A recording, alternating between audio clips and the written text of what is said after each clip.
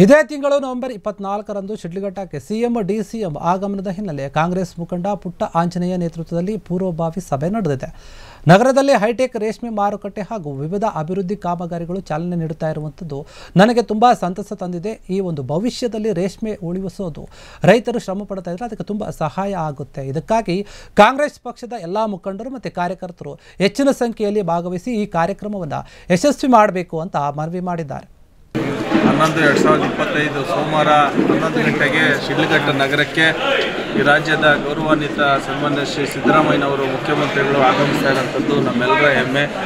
ಜೊತೆಗೆ ಉಪಮುಖ್ಯಮಂತ್ರಿಗಳು D K Shivakumar ಅವರು ಸಹ ಆಗಮಿಸ್ತಾ ಇರೋಂಥದ್ದು. ಹಲವಾರು ಸಚಿವರು, ರೇಷ್ಮೆ ಸಚಿವರು ವೆಂಕಟೇಶ್ ಅವರು, ಮತ್ತು ಉಸ್ತುವಾರಿ ಸಚಿವರು ಎಂ ಸಿ ಸುಧಾಕರ್ ಅವರು, ಕೃಷ್ಣ ಬೈರೇಗೌಡ, ಹಲವಾರು ಮಂತ್ರಿಗಳು ನಮ್ಮ ನಗರಕ್ಕೆ ಆಗಮಿಸ್ತಾ ಇರೋಂಥದ್ದು ಭಾಳಷ್ಟು ಒಂದು ಹಬ್ಬದ ವಾತಾವರಣ ಸೃಷ್ಟಿಯಾಗಿದೆ.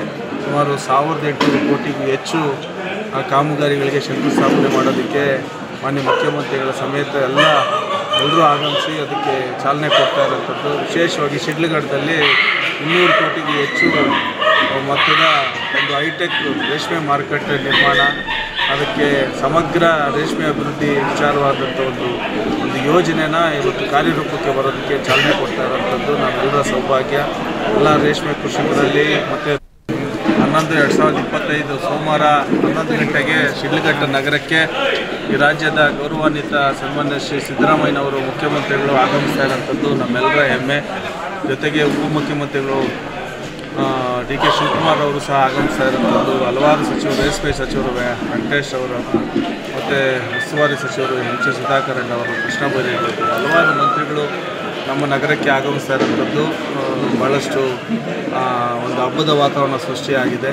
ಸುಮಾರು 1800 ಕೋಟಿಗೂ ಹೆಚ್ಚು ಕಾಮಗಾರಿಗಳಿಗೆ ಶಂಕುಸ್ಥಾಪನೆ ಮಾಡೋದಕ್ಕೆ ಮಾನ್ಯ ಮುಖ್ಯಮಂತ್ರಿಗಳ ಸಮೇತ ಎಲ್ಲರೂ ಆಗಮಿಸಿ ಅದಕ್ಕೆ ಚಾಲನೆ ಕೊಡ್ತಾ ಇರೋಂಥದ್ದು. ವಿಶೇಷವಾಗಿ ಶಿಡ್ಲಘಟ್ಟದಲ್ಲಿ 200 ಕೋಟಿಗೂ ಹೆಚ್ಚು ಮೊತ್ತದ ಒಂದು ಹೈಟೆಕ್ ರೇಷ್ಮೆ ಮಾರುಕಟ್ಟೆ ನಿರ್ಮಾಣ, ಅದಕ್ಕೆ ಸಮಗ್ರ ರೇಷ್ಮೆ ಅಭಿವೃದ್ಧಿ ವಿಚಾರವಾದಂಥ ಒಂದು ಯೋಜನೆನ ಇವತ್ತು ಕಾರ್ಯರೂಪಕ್ಕೆ ಬರೋದಕ್ಕೆ ಚಾಲನೆ ಕೊಡ್ತಾ ಇರೋಂಥದ್ದು ನಮ್ಮೆಲ್ಲರ ಸೌಭಾಗ್ಯ.